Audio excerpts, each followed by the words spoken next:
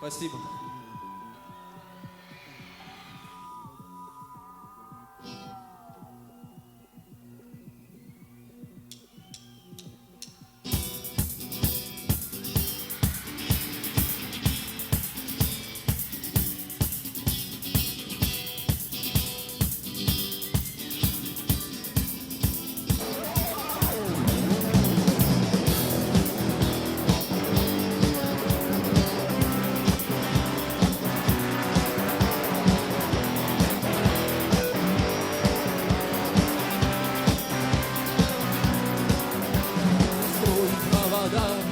Ток по рукам, телефон на все голоса говорит пока.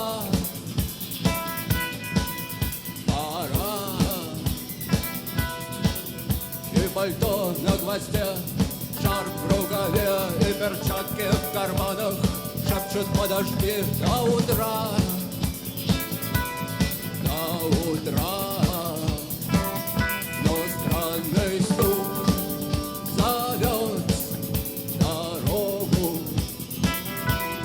Может, сердце, может, стук в дверь. И когда я обернусь на пороге, я скажу одно лишь слово: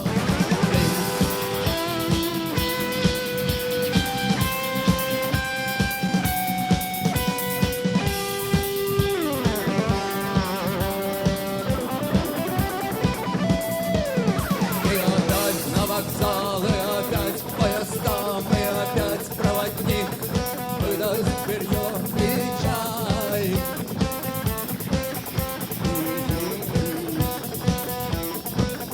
И опять не усну, и опять сквозь грохот колес мне послышится слово: